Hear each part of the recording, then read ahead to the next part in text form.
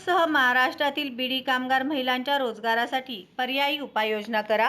प्रणिती शिंदे यांची लोकसभेत केंद्र सरकारकडे जोरदार मागणी. सोलापूरसह महाराष्ट्रातील महिला बीडी कामगारांच्या उदरनिर्वाहाचा मुद्दा आज संसदेत ठळकपणे ऐरणीवर आला. सोलापूर लोकसभा मतदारसंघाच्या खासदार प्रणिती शिंदे यांनी या महिलांच्या रोजगार, आरोग्य आणि भविष्याच्या सुरक्षेचा निर्णायक प्रश्न केंद्र सरकारच्या समोर जोरदारपणे मांडला.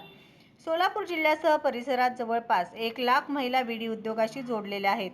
पर्यायी रोजगाराच्या कमतरतेमुळे आरोग्यास हानिकारक ठरणाऱ्या या उद्योगावर त्यांचा उदरनिर्वाह अवलंबून असल्याचे वास्तव खासदार प्रणिती शिंदे यांनी सभागृहाच्या निदर्शनास आणून दिले.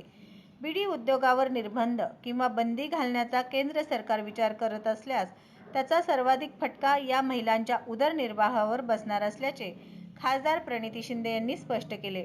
त्यामुळे महिलांना बेरोजगार होण्यापासून वाचविण्यासाठी पुनर्वसन योजना, ठोस कल्याणकारी उपाय आणि पर्यायी रोजगार निर्मितीची तयारी सरकारकडे आहे का, याबाबत खासदार प्रणिती शिंदे यांनी थेट प्रश्न विचारला. धोरण बदलाच विचार करत असाल तर आधी महिलांचे भविष्य सुरक्षित करण्याची हमी द्या, असे ठाम शब्दात खासदार प्रणिती शिंदे यांनी केंद्र सरकारचे लक्ष वेधले.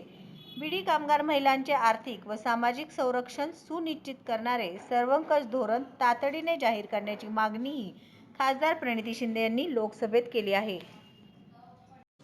धन्यवाद अध्यक्ष महोदय। जैसे असम में प्लांटेशन वर्कर्स बहुत बड़े पैमाने पे है, वैसे शोलापुर, महाराष्ट्र के शोलापुर में, नासिक में बीडी वर्कर्स जो है, महिला कामगार, वो बहुत बड़े पैमाने पे है। करीब 1 लाख के आसपास बीडी कामगार है और ये सब महिलाएं होती है इसमें।